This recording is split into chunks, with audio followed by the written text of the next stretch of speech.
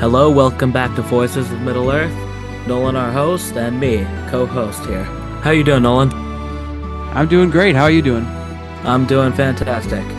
This is our third episode of our new podcast, and today we're talking about the Heroes of JRR Tolkien.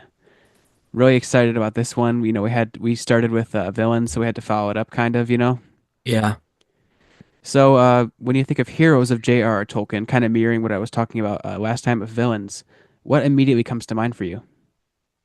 For me, it kind of, one of the main people just comes to, like, Frodo.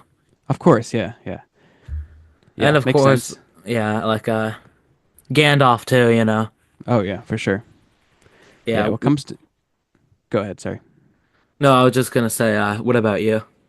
Oh, yeah, Frodo comes to mind. Gandalf, Bilbo comes to mind. Uh, well, my favorite character, Aragorn, comes to mind. Yes, of He's my course.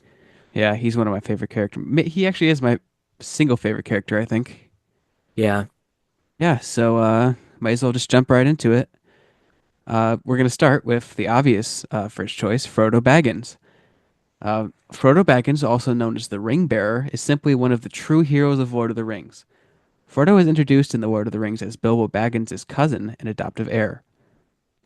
Frodo's parents, Drogo Baggins and Primula Brandybuck, had been killed in a boating accident when Frodo was 12, which is kind of weird, when you think about it, because um, hobbits don't really like water. What were they doing in the water? Yeah, that seems weird. Yeah, but yeah, that happened when he was 12. Frodo spends the next 9 years living with his maternal family, the Brandybucks, in Brandy Hall. At the age of 21, he's adopted by Bilbo, who brings him to live at his home, Bag End, in the Shire.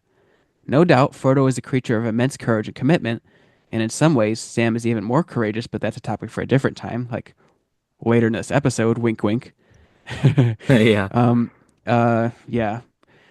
Um, he endures much hardship and almost dies multiple times, but never loses his commitment. He takes credit for taking the ring all the way to Mount Doom with the intention to destroy it.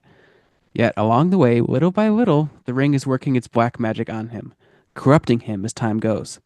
By the time he reaches the cracks, he has fully given in to the corrupting power of the ring's power and decides to keep the ring rather than throwing it in. Which is kind of interesting. Like at the end, he's come so far, and he eventually, to all intents and purposes, fails. Yeah, I know. It takes Sam and actually, in a bigger sense, it takes Gollum to actually end the journey. Yeah, it does. Yeah, very interesting.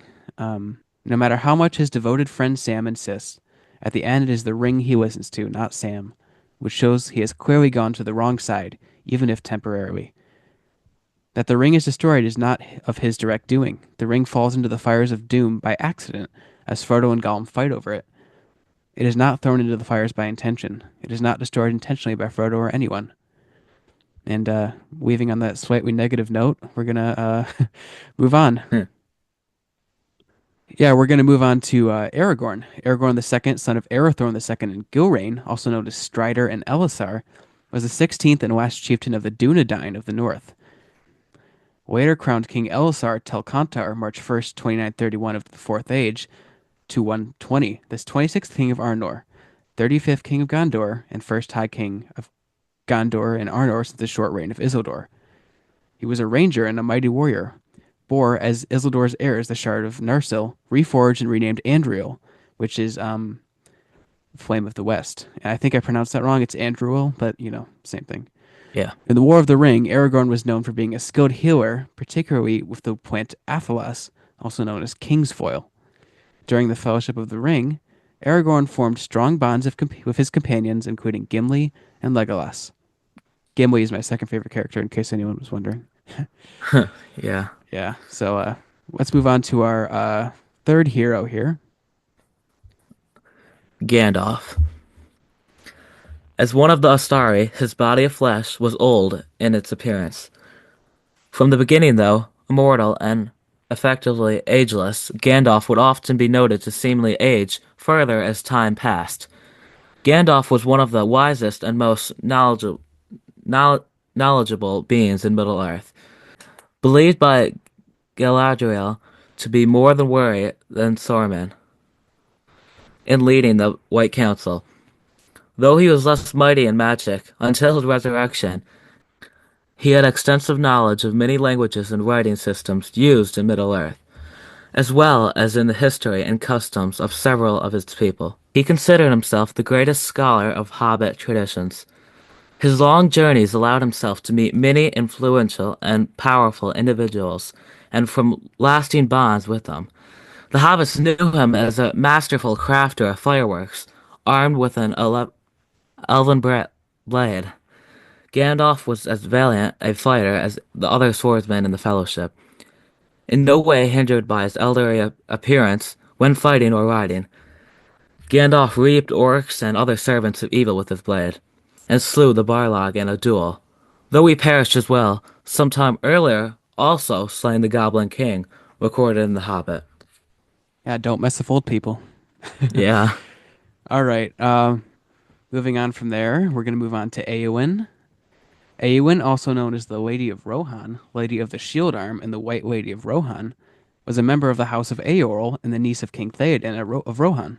She was renowned for slaying the Witch King of Angmar. I mean, can you imagine that? I mean, it's crazy. If the Hobbit, Merry Brandybuck, she rides into battle and kills the Witch King of Angmar, Lord of the Nazgul, in the Battle of the Pelennor Fields. I mean, that would have taken some courage, you know? yeah, it would. Yeah. So we're gonna move on here quickly. Uh, Samwise Gamgee. I mean, right here is a true hero of Lord of the Rings, you know? Yep, for sure. Yeah, Sa absolutely. Sam was Frodo Baggins' servant and the only original member of the Fellowship of the Ring to remain with him to the very end of the journey to Mount Doom. I mean, wow, you know? Yeah, it's What a f- incredible. what a faithful companion to have. Yeah, for sure. In the Tower of Cirith Ungol, Sam confronted the orcs, killing 3 men of them, and then Gorbag, who was about to kill Frodo. I mean, I can't, can you believe that? I mean, Frodo might have Yeah, died if Sam wasn't there. I mean, again. yeah, it's crazy. Shelob, the giant spider, stung Frodo in the neck. Sam, wielding Frodo's sword, Sting, eventually managed to wound her severely. I mean, Yeah, again, what a hero. You Yeah. know, it's unbelievable. Yes, it But is. yeah, well, that's gonna wrap it up for today's episode of Voices of Middle Earth, Heroes of Tolkien.